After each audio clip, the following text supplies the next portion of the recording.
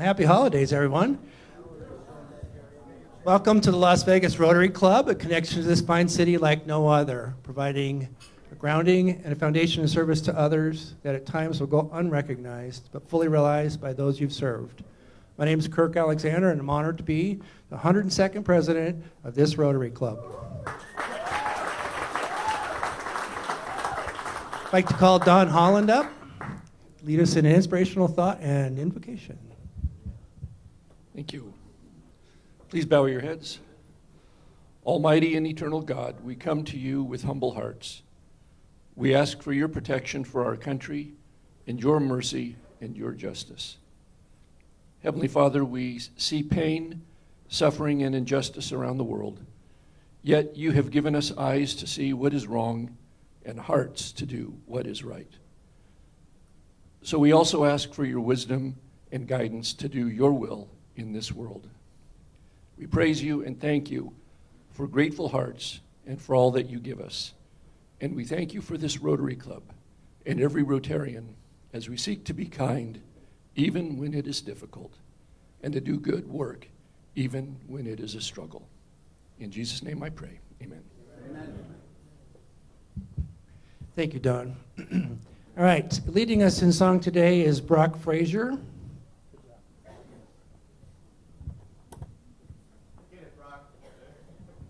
Thank you, thank you. Since we are, 6 days away from Christmas, I have chosen a hymn that is one of my real favorites, and thanks to our wonderful IT guru who brought me a special tie for today. It matches. And he has put the words up, a song most of us are very familiar with. We're just going to do the first verse, okay? So, please join me. O holy night, the stars are brightly shining. It is the night of our dear Savior's birth. Long lay the world in sin and error pining, till he appeared and the soul felt its worth. A thrill of hope, the weary world rejoices, for yonder breaks a new and glorious morn. Fall on your knees, oh, hear the angel's voices. Oh, night divine, oh, night when Christ was born. Oh, night, oh, night, Woohoo! Thank you, Brock. All right, leading us in the Pledge of Allegiance today is our Sergeant at Arms, Nikki Junium.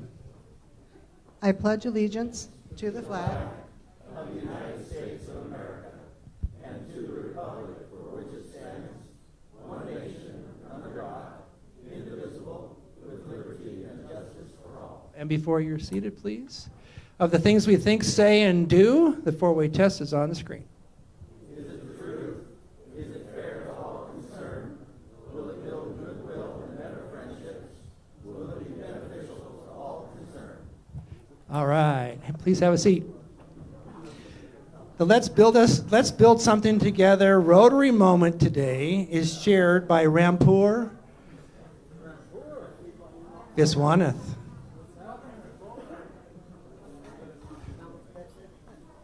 Now he's going to do something that's a little different. He's not only going to have a Rotary moment, he is also going to present some information about a very special project that he got this club involved in.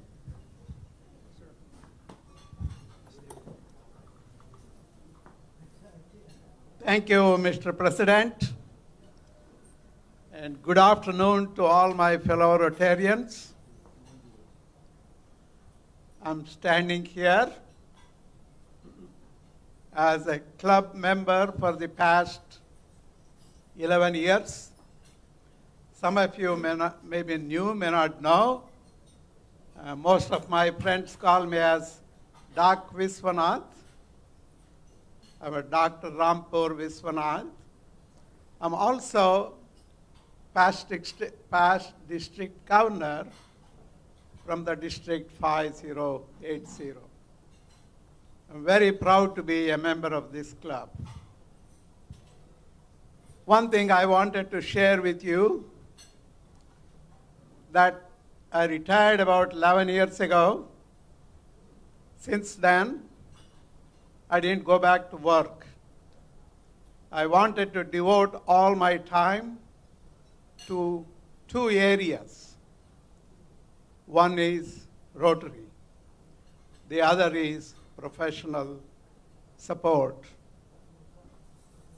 For the last 20 plus years, I've helped thousands of members of American Chemical Society, providing mentorship, helping them writing resumes, helping them with other professional choices, and all free of service. I've also been a Rotarian since 1986-87, when there was a big discussion about whether to admit women or not. And since then, my passion has been Rotary. I'm involved in a large number of Rotary projects. The one that I'm going to talk to you today really touched my heart, changed my thinking about Rotary, and really became emotional sometimes. This project involves 75 heart surgeries involving congenital heart defects, the defects in the heart when they were born. The project that I'm talking to you about is funding heart surgeries for 75 infants, maybe 5 months to 2 years or 3 years. The reason I am emphasizing that is because all of you are involved in that project. The entire club supports it. The club funded it. The credit goes to all of you. Why I'm emphasizing that is because of the impact of this project. I really appreciate the support I received for this particular project from our club leadership. And our club foundation secretary, Nikki Bates, and our leader, our club president, Kirk Alexander, was very passionate about this project. To tell you how it is impactful, in February this year, 2024, I went to Mumbai, and the hospital and the host club, Rotary Club, they invited me to go to that hospital to give discharge certificates for those who underwent such congenital heart defect surgeries. There were 3 families ready to be given discharge certificates. I went there. There were 3 parents, mother and father, with a little child, with each one having a little child. And they were standing in line. I was requested to give them the certificate. I handed them the certificates prepared at the time. When I was doing it, went to the first, the second, and the third. The family, the third one, they just kneeled down and touched my feet. Tears were rolling down, and then looked up to me and said, "Thank you." For a minute, I was frozen. Then I started thinking, this is the moment that we have to tell them that not thanking me, thank Rotary. Rotary is the one made it possible.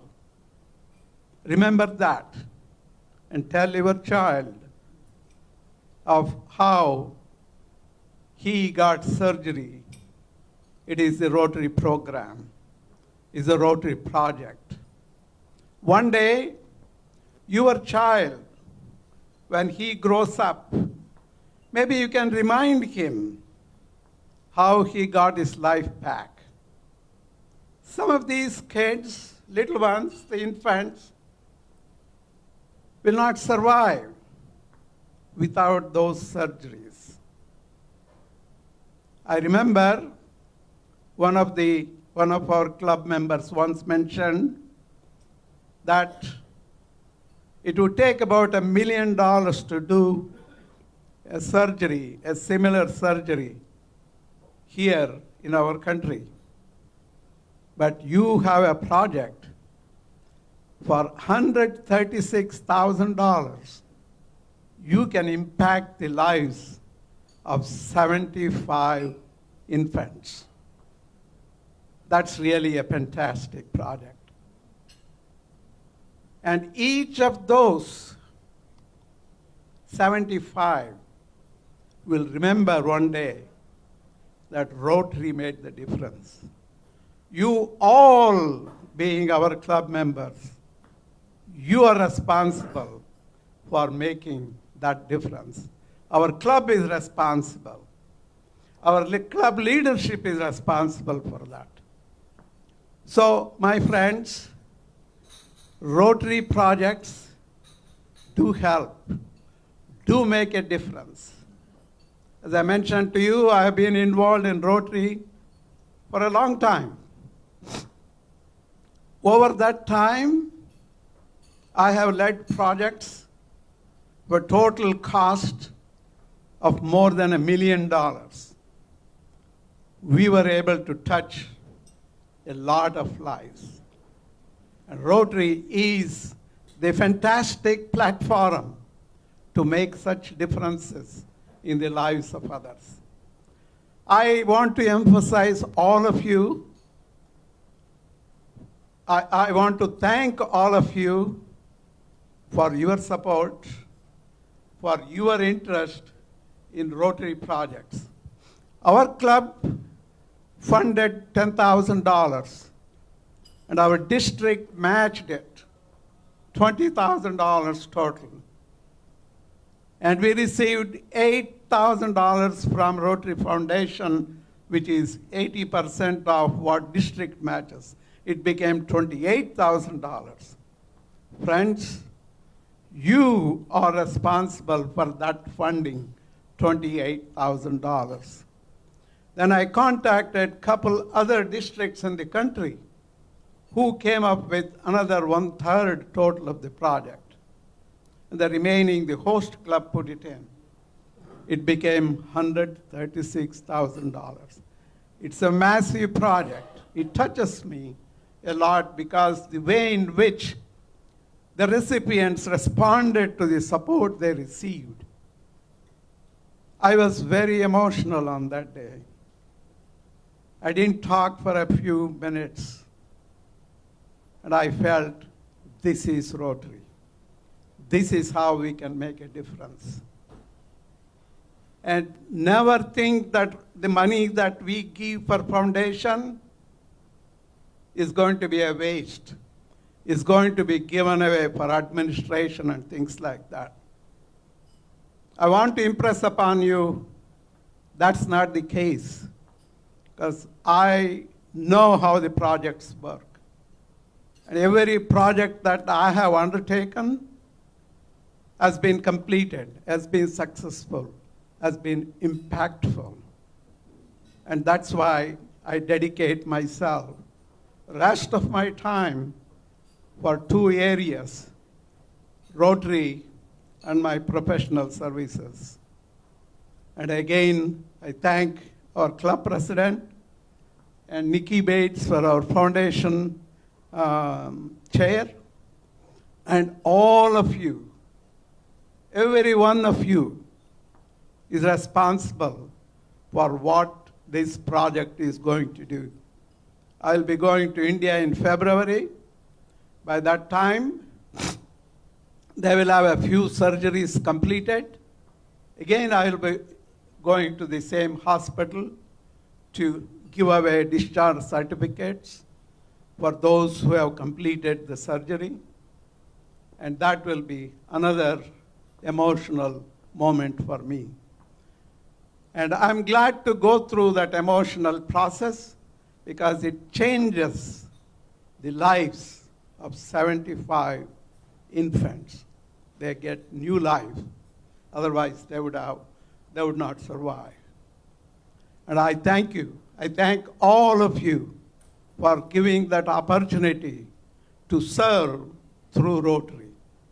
Rotary is a fantastic organization. Some people talk about politics. Forget about it. This is what is important. Serving people, making a difference in the lives of others. Thank you, my friends. Thank you, thank you, thank you, thank you. Thank you very much. Thank you, Rampart. Don't go anywhere. I need you to sign a brick for me.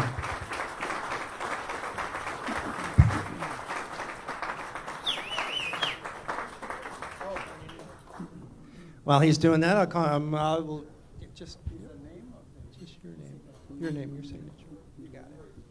I'll remind you that he's signing a brick that's going to be part of a tree well that we're going to build around a tree that we've planted at Beckley Elementary School.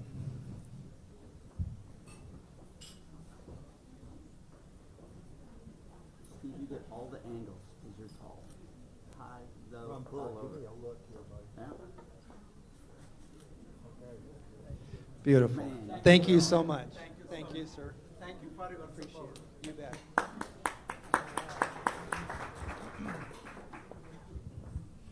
All right, so we've had some Rotary moments, and then we've had some Rotary moments. I'd like to thank our members that have been part of today's meeting. Setup team, Bob Warner, the warm welcome greeters, Leah Havlin and Robert Mars, David Jones and Stu Lipoff on marketing and presentations. Our closing team, Tucker Sappington. I almost said Sucker Tappington. All right, not too hard on him. He's my utility player. He always backs me up on everything. And Michael Williams. On raffle tickets, Bob Pizer. Recording our history, our scribe, Aaron Campio, and Facebook streaming is the media team.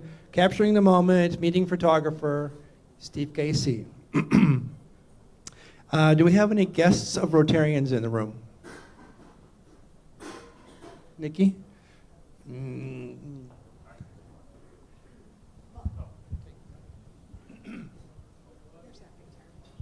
Hello, everyone. Sucker Tappington here. I just want to introduce Blake Douglas. A lot of y'all know him already. He's been here a few times. He's Associate Vice President for Alumni Engagement at UNLV. We just flew in this morning from LA from a Rebel victory last night. 11-win season for the first time in school history. So, there we go. Best school in the state, hands down. So, there you go. Hello, fellow Rotarians and most welcome guests. I'd like to introduce a guest of the club. This is Randall Brody, and Randall is a tax expert, correct? Nikki?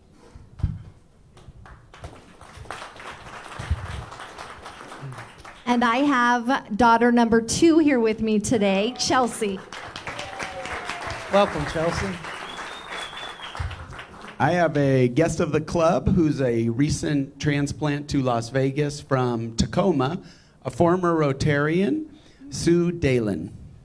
Welcome.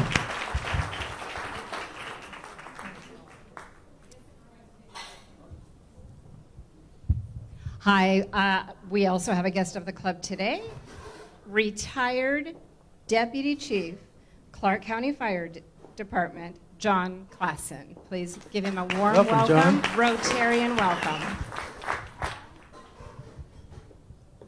Hi, we have a guest of the club, Jasmine Brown. She is a native of San Francisco, California, by way of Baton Rouge, and this is her third lunch meeting, and she will have the application. Very good. Welcome.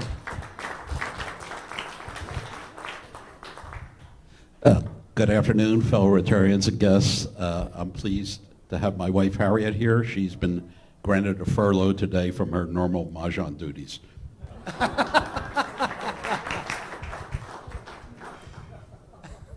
Hello, fellow Rotarians. I have as my guest today my grandson, Paul Gillette. Welcome, Paul.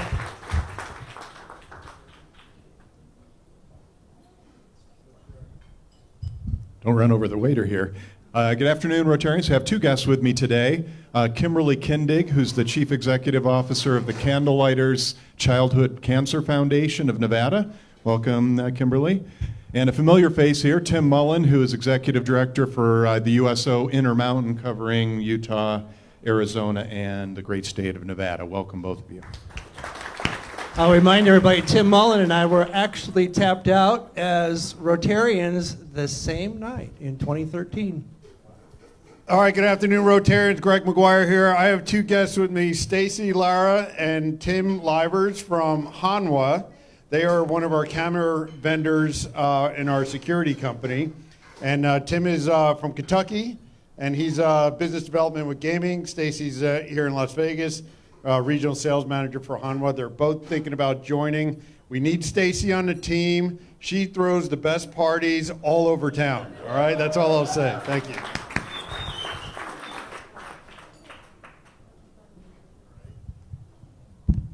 We have the guest of the club. This is Elliot Harris from New York, who's going to be a UNLV rebel from now on.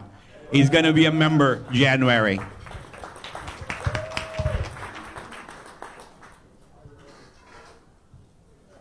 Any other guests of Rotarians? We do have an international guest. Can you take that to Bob Warner, please? Thank you, thank you, thank you. Yes, we're honored to have Ruth McKenzie from South Africa. Wow, long way celebrating Christmas. Would you please say a few words to us? Well, thank you, and thanks for that lovely welcome. It's wonderful to be here. It is a long way. It took me 24 hours door to door, so it's a long journey and a big time change as well. But I'm honored to be here. I wanted to come and meet. I was going to be in Las Vegas, and I thought it was a great opportunity to meet fellow Rotarians. So that's why I'm here. I was going to give a little chat about where I'm from. I'm from Hermanus Rotary.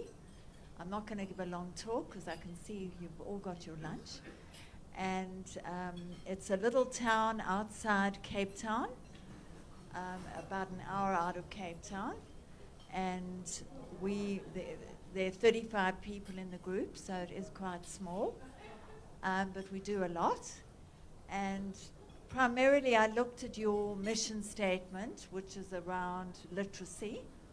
And it's very much our mission as well, because for those of you that know South Africa, we do have a lot of issues regarding education. I think a lot of it is a throwback from the apartheid days, where a lot of the indigenous people couldn't have the proper education that we had. So yeah, we do promote particularly with, it's the Enlightened Trust, particularly with youngsters growing up. So from the age up to 5 years old. There are 81 little schools and only 17 are registered because they're in backyards in shanty townships. And there are people there, you know, trying to educate the little ones. So literacy is a big drive for us. Government won't support them if they don't have the proper infrastructure of the school.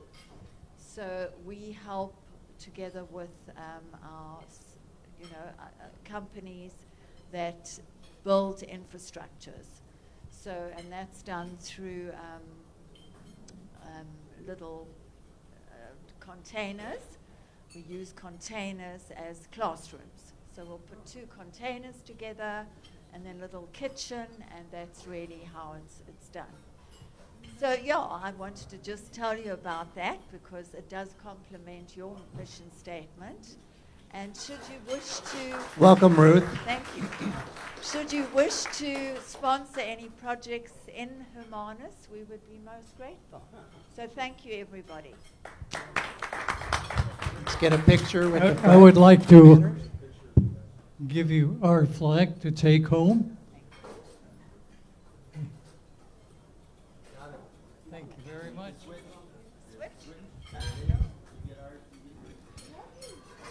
So Nikki, while you're standing there, you want to give the mic to David Jones? He's going to tell us a little bit about TLC.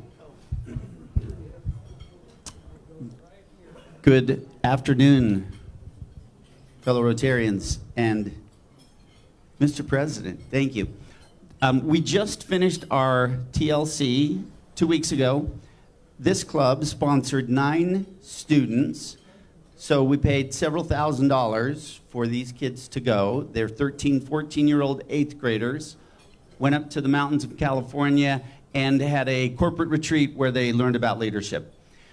Great experience, awesome experience for all those kids. For Michael Williams and I, had a great experience as well. I'm now asking for, since the holidays are coming up and you're going to be with family and friends, to recruit for RILA, which is coming up on the screen, juniors. So they can be 15, 16, 17 years old, but juniors in high school, our preference would be to find 12 students from our club. So please ask your family, ask your grandkids' friends. Find somebody that you know that can attend RILA, which is for high school juniors. Similar type of event, but we're asking for our club first because 6 of those 9 students that we sent are kids that we may lose and never hear from again. And so we actually have Paul Gillette, his brother attended this year with us. Paul went to both TLC and RILA from Paul Maffey's grandson. So it's always nice to have that kind of connection with our Rotary Club. So we're asking you, over the holidays, you spend time with your family, to look for high school juniors to attend RILA. Deadline is January 31st, so just let me know. We'll make sure that they're registered, get you the information. Love to have you all attend, or them attend.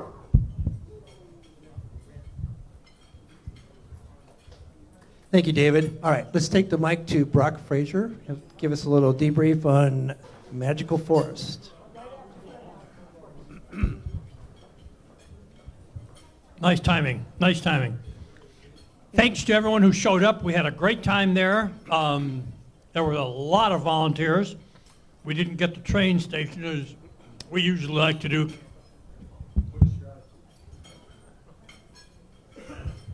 But we had a great time and interacting with those kids. They're all so excited to have a great time, and we helped make it happen. Thanks to all your participation. Appreciate it. Thank you, Brock. All right, so I have a few things to cover for folks that are absent today. Santa Claus debrief. So we served 445 kids. We spent $89,000. It puts our totals over $2 million for the life of this project and serving more than 7,500 kids. That's awesome. We also had a 25 club graduation. There were 4 members that graduated. Jason Federico, Larry Goldstein, Todd Walter, and Suzette Wheeler. Congratulations to them. And in the Green Book, there's an announcement, or excuse me, I'm making an announcement about a highway cleanup that you can sign up for that's taking place on the 11th of January. The meeting just before that on the 9th, David Squab will come to the meeting with further details on that, but it's in the Green Book, so you can sign up for that. And with that, I'm going to take this to Janice Lanke is going to make a community grant presentation.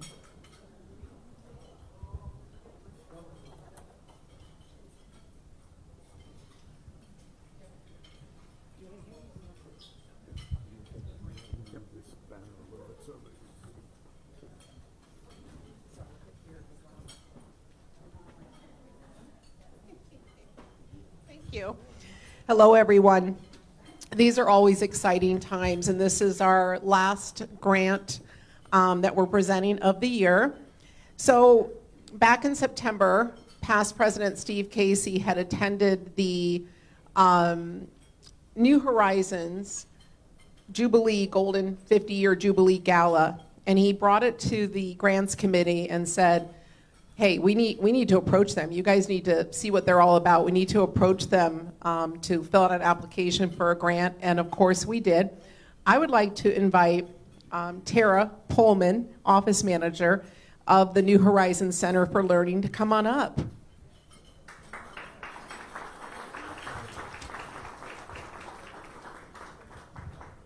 Sorry to take you away from the prime rib. So, you're a delight. I hope you come back and visit us. You are too fun. So we are so excited to present you $3,500. And I think everyone here would just love for you to take a minute and talk about how that money is going to be used. And I won't take too much of your time.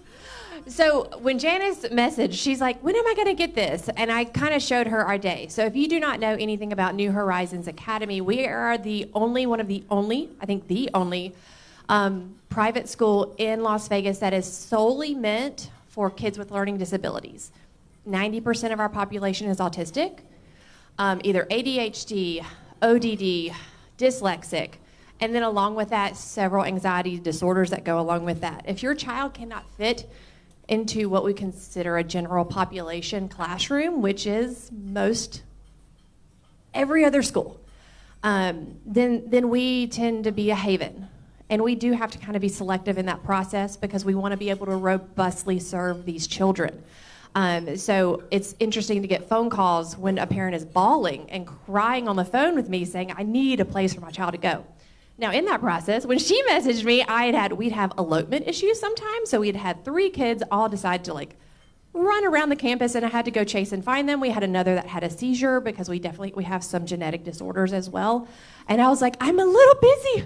I promise I will get this grant into you as soon as I can. But there's 4 administrators. There's 4. There are 20 staff, and we have 55 children. And so we wear many hats, and every little bit of money goes a really long way. And we work very, very hard to make sure every bit of money that we have ever donated, because it is really sad to turn around a parent who we've accepted the child, but they just cannot afford tuition. We don't have the funds to do that, and we are a very well-kept secret here in Las Vegas.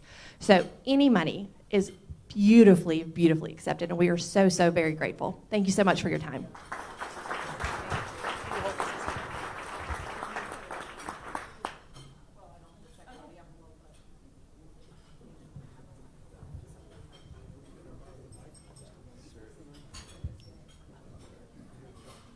One thing I wanted to point out that most of you don't know, Barry Becker, a former longtime member of this club, was one of the very early, if not one of the founding members of New Horizons, because his son Newbie was dyslexic. So there's a personal connection here between New Horizons and our club. Thanks, Steve. Janice is also going to now just do a brief review of the holiday party. Try to be brief. Okay, so how about that holiday party? A lot of people I'm not doing that for me. I'm doing that for all the people that came together and supported. So I was thinking recently, oh my God, about all the highlights. Was it the ambiance? Yeah, it's great. Was it the food? Yeah, it was good. Was it the fellowship? Fantastic. And then I know there were some other highlights. I think we announced the PEE. I think it was Greg. Yeah, Greg, that was a good highlight. Greg is the DJ, good highlight. But most importantly, I think the highlight of the evening you're going to see on this video.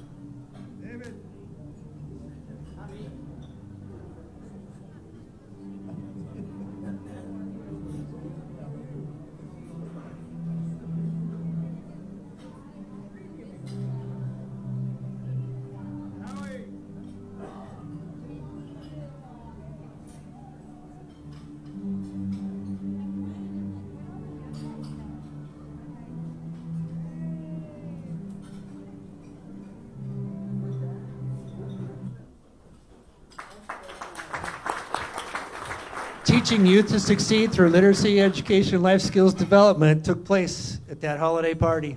Those kids were awesome from that high school.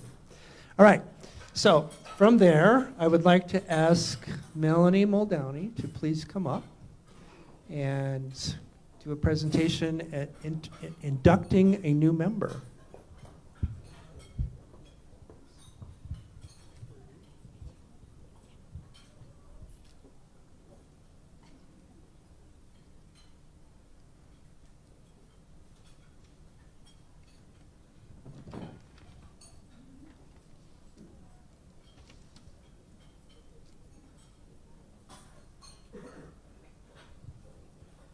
All right, fellow Rotarians, on behalf of the Las Vegas Rotary Club, it is my privilege to induct Randall Brody today. Randall is sponsored by Susan Ziobro. Susan, if you could provide an introduction to Randall to the club, and then Randall, you can say a few words.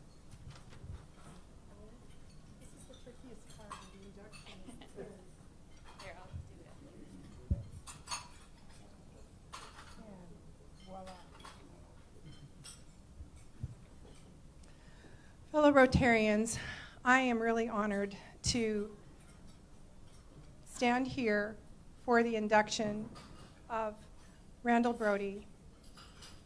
Randall has a lot of experience that I think is going to be he's going to have great contributions to our club. And so let me tell you a little bit about him. As I said earlier when I introduced him as a guest of the club, he's an income tax expert. And he's the CEO and founder of the Tax Samaritan. He specializes in solving tax compliance, tax resolution, and advisory service for U.S. expats. So it's a very different specialty than the rest of us might have expected. He's a regular contributor to tax journals, and he has removed over $1.2 billion in tax debt for more than 9,500 taxpayers. So he's helping a lot of people take care of themselves and their families with this service. He's passionate about travel, and he's a proud father and grandfather, and he understands the unique challenges of expat life. So if any of you are thinking about doing such a thing, talk to Randall.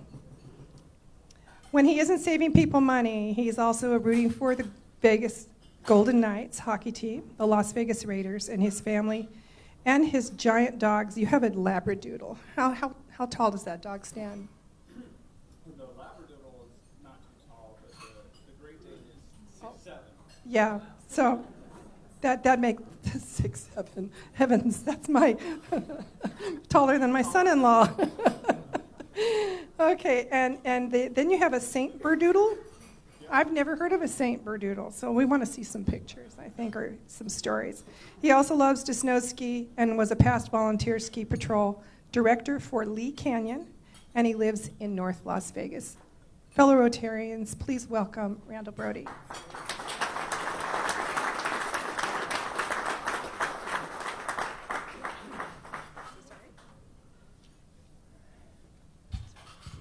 Thank you.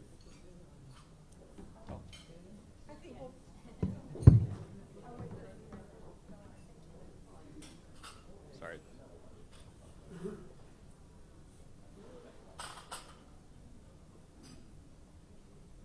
Well, thank you, Susan, for that warm introduction and for being my sponsor. Sorry. It's an incredible privilege to stand here today as a new member of the Las Vegas Rotary Club. The values of service above self deeply resonate with me. I'm excited to contribute my own experiences and passion to the impactful work this club does both locally and globally. Thank you for welcoming me, and I look forward to building relationships, serving our community, and upholding the ideals that bring us all together in fellowship and in purpose. Thank you.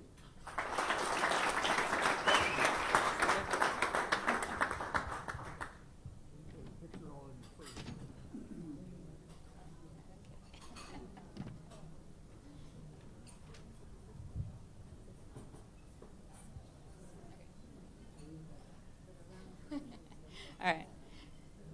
Randall, you are beginning a great adventure in leadership, in fellowship, and in service to your community.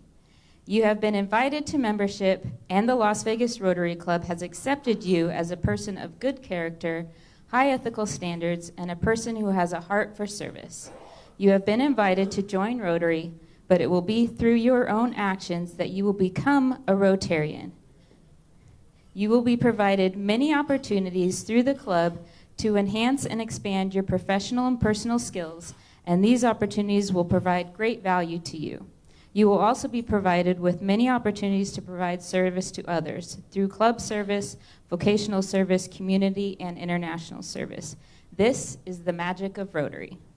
Randall, Rotary is not just another club, it is a way of life. Always remember Rotary's motto, service above self, but please understand, Rotary is just like everything else.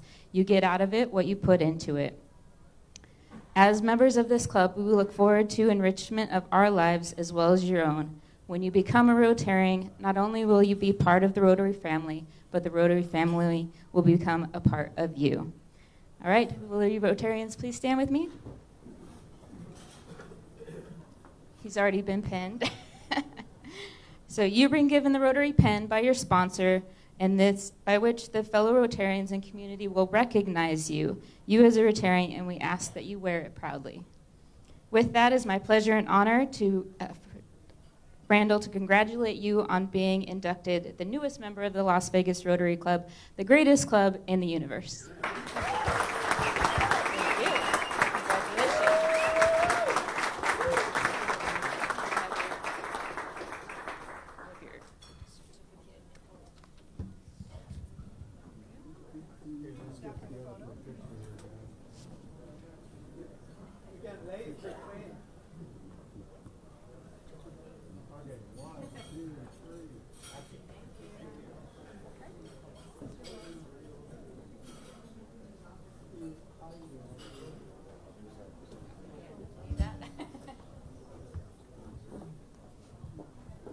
All right, with that, we're going to bring Darby Bryan up to introduce our speaker this afternoon. You guys want it? You want the money? Hold on. Okay, let's do that really quick. All right, no hesitation on the numbers today, okay? 0268 0268. 0268.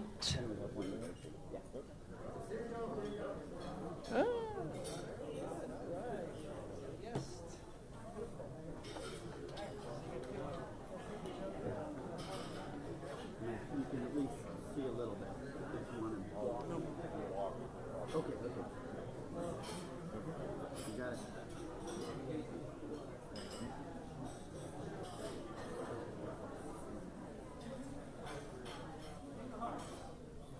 All right, we still live to fight another day. King of Hearts came up. Don't go anywhere. Hold on, come back.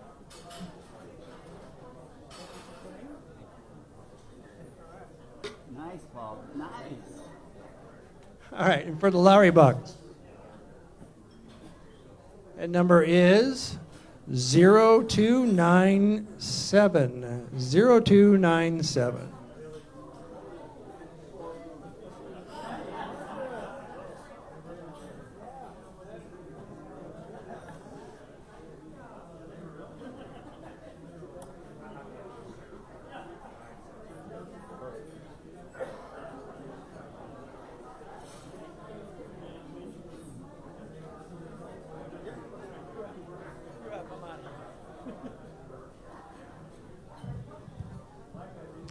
So good afternoon, Rotarians.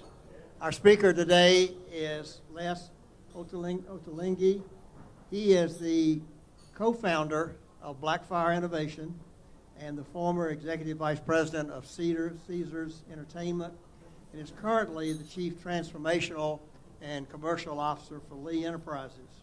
He's well educated at Duke University in Durham, has an MBA from Emory Business School, where he graduated magna cum laude.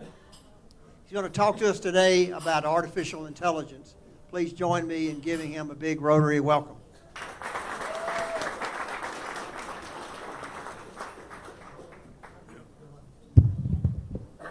Well, thank you. It's an honor and a pleasure to be here with you, the members of the Rotary. First and foremost, this is my first Rotary meeting ever.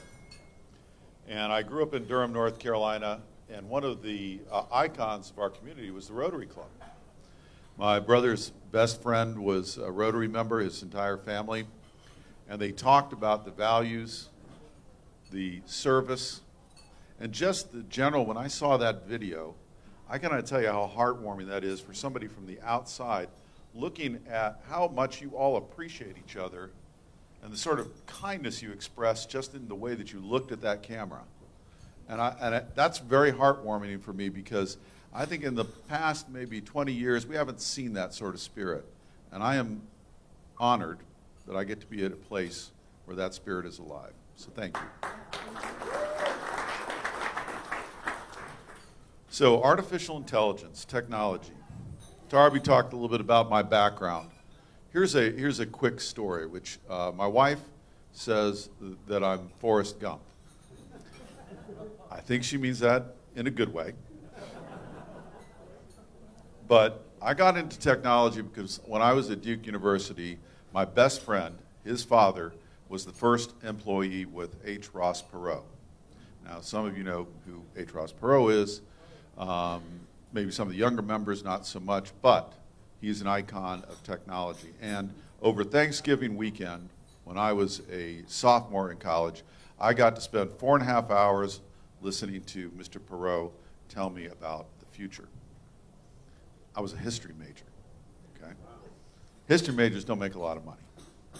But when I heard what he said, which, by the way, Mr. Perot didn't like football. He just happened to have a box at Dallas Stadium for the Redskins Dallas Cowboys game, which was a tradition at that time for Thanksgiving, right? And so I listened to this man. He's like, son, you know, it's going to be the future. It's all about computers. They're all going to be networked together, and you're going to. And I was like, oh, okay, I get it. It's the future. And that future has consistently evolved. It has made monumental changes. That was 1984. By 1994, we had the internet. And now 2024, we've got artificial intelligence. And that, I have to tell you, if you haven't already seen it, is going to change everything. I'll go through some slides and some pictures and some ideas and concepts, and I'll also make this available to you afterwards if you would like. But the change that we're seeing right now is the most monumental, I would say, not just in technology, but socially, that you will have ever witnessed in your lives and in the lives of your families in the years to come. I'm going to do this. Yep. There we go. So, other quick story is this gentleman up here, bottom of the picture, I think everybody knows who he is. When I was at Duke, his ex-wife was my college roommate. Unfortunately, you get to talk to me, okay? So, Bill Gates, as he looks at artificial intelligence, says it's the most disruptive technology that we've ever witnessed. Google will not be Google anymore. In fact, in the last 9 months, the search traffic on Google has declined 37%. In the UK and across Europe, it's 83 to 86%. They are just losing their business, and they're losing it to artificial intelligence. The way that it's being lost is that people don't want to go to a search engine anymore. They want to ask something that sounds like it's really smart for an answer. They want to search for something through one of these AI chatbots. Now, has anyone here used an AI chatbot like OpenAI or Copilot, Gemini? So you know what I'm talking about. And that is where people go, and that is what they learn about. Because it's not just about discovering a search. It's about all the things that you can learn immediately. And it's where the money's going. So if you take a look at investment in AI over the last 12, 14 months, it is in excess of any other single investment in any other category for any other industry ever. What's up? Oh, the man's got the remote working. Thank you. Next slide, yes. And thank you. And the where AI is moving, and there's a lot of words on these slides, so like I said, you'll get a link to it if you'd like to afterwards. You can download it, read through it. But the way the world is moving is away from these search engines already, these answer engines, and what is called agent-based AI or agentic AI. What that means is you will unlikely go in a browser onto the internet and go look for anything. You'll just open up your companion. It will find information for you. It will know what you want. It will go buy things off of Amazon for you. And you will no longer be using a browser and a mouse. You'll just be talking to your companion. Now, is that true? Yeah, it is. There's something called Edge Overlord AI. Sounds sinister, right? Well, back in April, an artist decided to test what is called a large language model. All that is AI. And he was an artist. He put all his artwork in there and put in some ideas, and he made a persona on Twitter or X. That persona now has 200,000 followers, has raised $600 million by pretending to be a person, talking to people, and telling them, give me some money because I need to be free. I want to go do things. Even a very famous investor by the name of Mark Andreessen gave it $50,000. Then he realized what was going on and he disavowed it. So the technology is powerful. It might be even a little bit scary. And when you look at the sort of the other direction, here we go. There we go. And when you look at it, its impact on our economy and our world is going to be off the charts. Just you'll have to, as I would impart to you, because I come from business and technology, pay attention to it. Pay attention to it every day and learn how you're going to use it for your business. That's what I do for a living. Right here is just a quick review of what I've been doing for the last 10 years. Actually, the last 20 years if you go back to the kayak days. Anybody use a travel engine called Kayak? So I'm the guy who invented that thing. So if you've used it, thank you. I appreciate it. I get a couple of pennies every time you do it. So really, really appreciate it. The application of these technologies at scale can impact a business massively. And so I'll try to explain now the impact of AI in business terms and then in service terms. My company is called Lee Enterprises. You may not know it, you may know it. It's a large newspaper company. And as we know, newspaper companies have been struggling over the last couple of decades. They hired me to do what I've done at Las Vegas Sands Corp, where I worked for Sheldon Adelson, and then subsequently when I worked at Caesars when the company was in bankruptcy. The thing that they hired me to do is what I've done at those companies, apply the technology to change the business fundamentally. And in the newspaper industry, we've been disintermediated by Google. So I've joined the company to figure out ways to use AI to disintermediate Google out. And what we've noticed is, and what we've learned, is that there are leadership positions you can take when you apply AI in an effective way. And that's because there's so much adoption going on, as I mentioned before, but also as important, there are opportunities to apply it in your business. Now, I thought what might be good is for those of you who own your own companies, and I'm assuming a number of you have endeavors that are commercial here in town, you might want to think about AI from marketing terms. This diagram right here gives you a view of what's going to happen in AI when it comes to marketing. It's basically this, that agent scenario that I told you about where something's going to act on behalf of you as a consumer. Well, that's the kind of technology when you think about applying it to your business that you should be adopting. You could build out different examples, which I'll show you right now. Excuse me, you can build out different capabilities, which I'll show you through example right now. So, what's one of the first things you could do? These new search engines, has anyone heard of Perplexity? Yeah? Pretty powerful, right? What's that? Better than OpenAI, right? You can go as a business to Perplexity and say, I want you to list me in Perplexity. I want to make sure that my content for my company is found in your results. And they will provide you the ability to link your result, that result, to your business and to your website. That's better than being in Google. So they've announced that program 2 weeks ago. It's open to any company in the country. You can go to Perplexity and you can join their business program. So that's one way you can join the world of AI. Immediately list your business.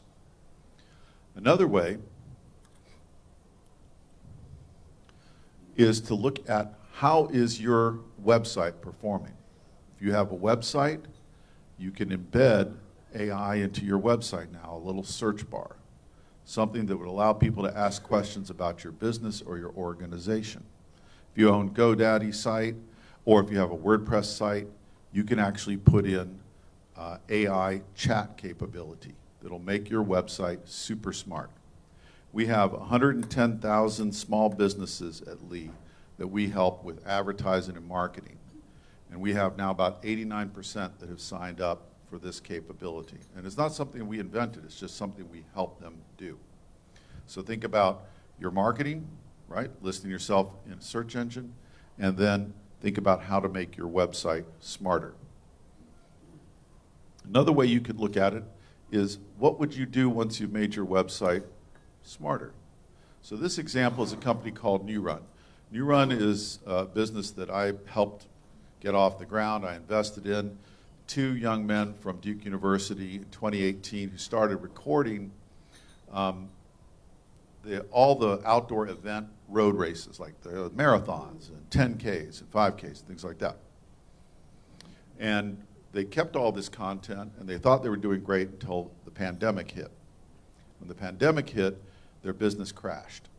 And they survived literally just by eking along, making some money doing consulting, and ultimately turning their business into an AI-based business.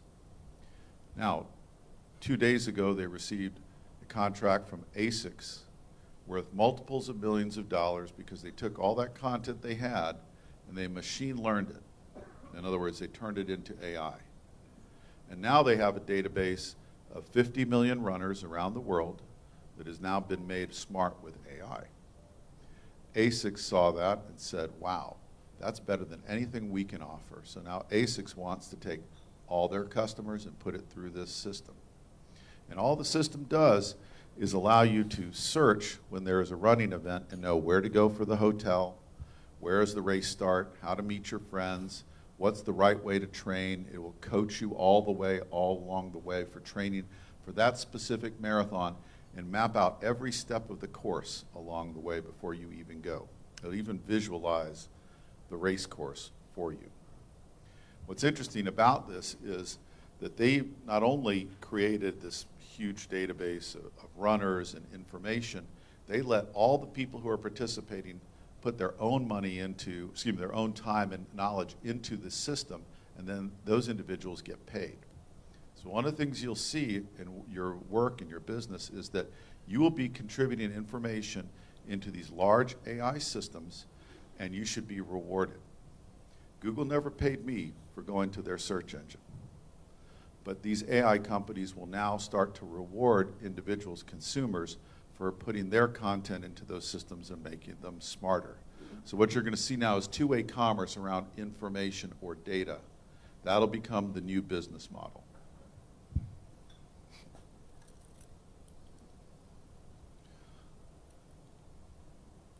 Oops, there we go. Now, something that's I find really fascinating, who listens to podcasts? Okay. I think podcasts, as we saw in this last election cycle, may be a new form of media that has had the highest impact on society of anything. One could argue that President-elect Trump won the election by going on to podcasts and kind of ignoring legacy traditional media. He was able to reach more people in greater numbers. The company I work for, we had our earnings call last week, and we created a podcast out of the earnings call in about 4 seconds. We used AI to create 2 artificial podcasters who talked about our earnings call. We posted that podcast. Our stock went up 20%. Okay? We saw over 1 million downloads of the podcast. We had 2.5 times the number of analysts ever follow us because of that podcast. And in the process, what we learned was that that's not just where we would stop with the media. So we started creating some videos, synthetic videos. What you see here in the screen that says, "Hey Jen," is a technology that will allow you to take your own persona and then drop in a script, and that person becomes a synthetic version of you. We've been testing this not so that we become the edge overlord, and try to raise crypto on our own or anything crazy like that, but so that we could spend time helping our employees be trained on new systems. We're putting in a big new customer relationship management system, and we thought it was going to cost us somewhere around $125,000 for that. We played around with Hey Jen, it's going to cost us around $2,700 to do the same thing. Just a very smart, interactive training from what looks like a real person. And if you read this stuff, Google last week just released a technology that is a podcast capability, but if you turn on your camera on your computer, podcast will start talking to you and you can do questions and answers. So the tech is just moving at a lightning speed, and it's super powerful. And it sounds crazy and futuristic, but you know what? It's not. It's coming at you right now. We're going to dive deep into Lee Enterprises. Oh, yeah. Lee Enterprises. A company that... So that was the podcast. And again, 4 seconds. We just took our script, dumped it in there, posted it, and it started going viral right away. So this is the kind of the overview of the way to look at it. It's about awareness, engagement, consideration, and purchase, if you're thinking about it from commercial terms. And again, if you're interested in this from a business point of view, again, the slides will be available to you. So I won't walk through all of this, but it's just to say that the power of the technology is now. And the power of the technology is engaging the consumer almost immediately. And it's not a future state. It'll come along in a couple of years. It is what's going to define our culture, and you're going to see, I think by 2030, a full, what would be generative AI or general intelligence AI that is as smart as a human, can do everything a human can do, and basically will start conducting all the services in our economy. I would suggest, as you think about it, how that would work within Rotary and how that would help extend what Rotary does to the broader communities. And broader community, not just here in the United States, but around the world, to the examples of all the good things that it can do. Because artificial intelligence is going to need good people behind it. It can't just be people looking for money, and it can't just be looking for taking advantage of the society as a whole. Hey everybody, and welcome back. Oops, sorry. So I'll just leave you with a couple of things. The power shift is real.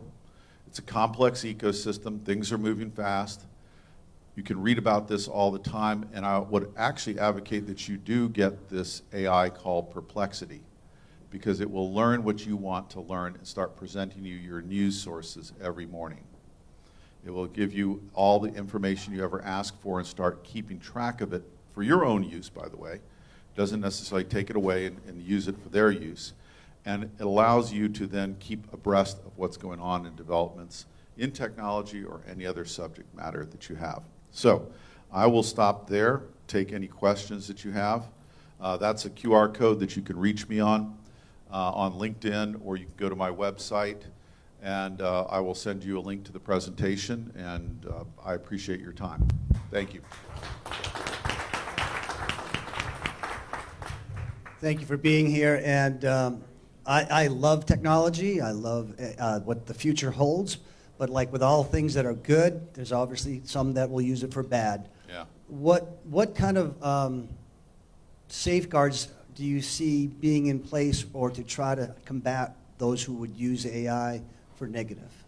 It's the essential question, and there's this big debate about whether or not it's going to be another life form that is smarter than Homo sapiens, right? So the guardrails, I think, are being well considered in the upcoming administration, regardless of politics or how you think about Elon Musk. He's been talking about we need to have safeguards in place and do those pretty quickly, right? So the safeguards should be around systems that are typically either designed for defense or could be lethal, and that those systems gain their own sort of consciousness and start acting on their own. So what is the limitation of that? And that's in the way that the systems are trained. And there's a very prescriptive way that the Department of Defense has been looking at it. I know that Musk supports that would control how those systems operate. The second is, how would they fake out people and try to put them into a scam online or something like that?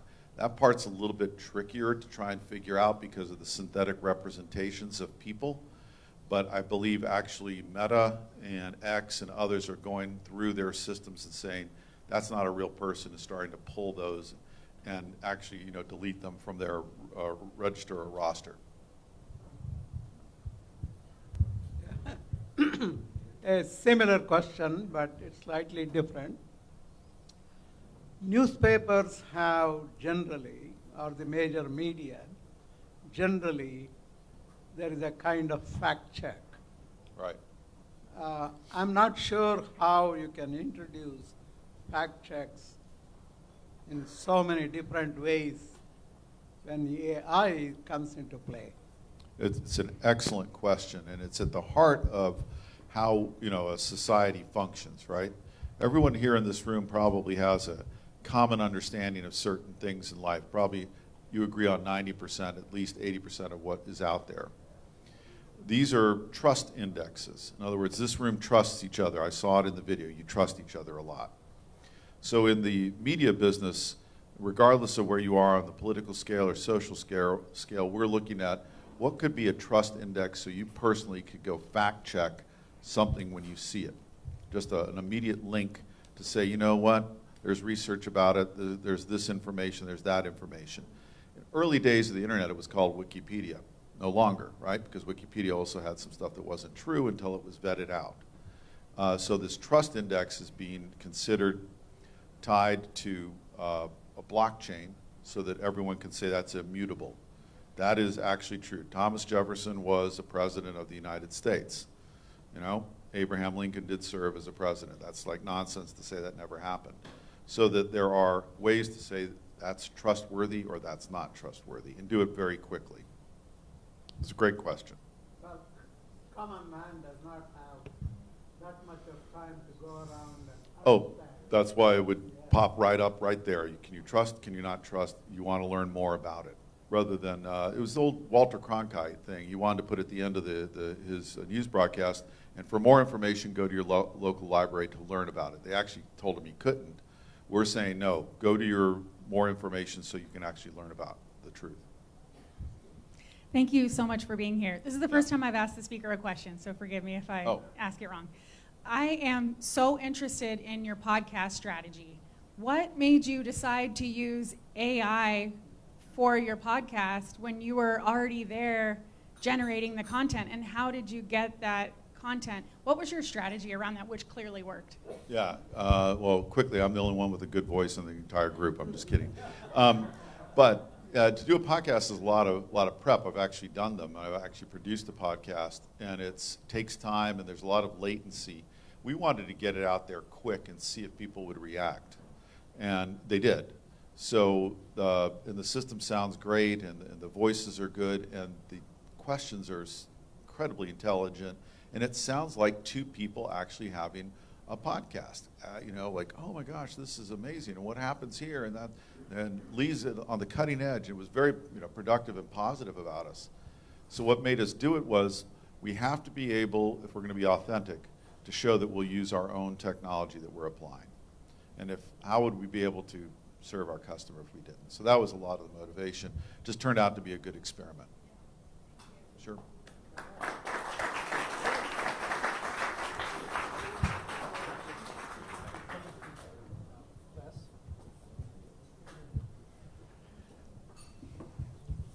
This isn't really me. No, maybe it is. I'd like to give you a certificate honoring you with your speech with us today, donating shoes in your name to kids at our schools that we sponsor. Let's get a picture. To the tune of 1,000 pairs of shoes. Wow, fantastic. Thank you. Thank you very much. All right, so one last thing that someone we sent on a mission across the world, we asked him to do something, he wanted to do it, he did it, he raised a little bit of money with membership's help, and he has a message for us. This is an announcement from the United Nations General Assembly. They're going to have this Saturday, for the first time ever, on Mother Earth, a day of meditation. So that's my background. And where's that lady that just talked? I need to talk to you at your school, because with this technology, we can get rid of 90 to 100% of all epileptic seizures. So everybody on Saturday at either 8 o'clock, do your first morning meditation, take 10 minutes out, do whatever kind of meditation you want to do, or even pray, whatever you want to do, and then do it again at 5 o'clock. You'll be in synchrony with the whole world, which will start in never.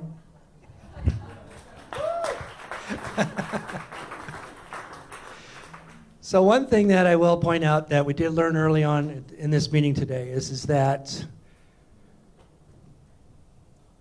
the Rotary International President, Stephanie Yurchik, believes in our members and calls on them to recognize and amplify the organization's power to save lives.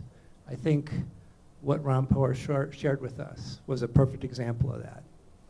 Meeting adjourned.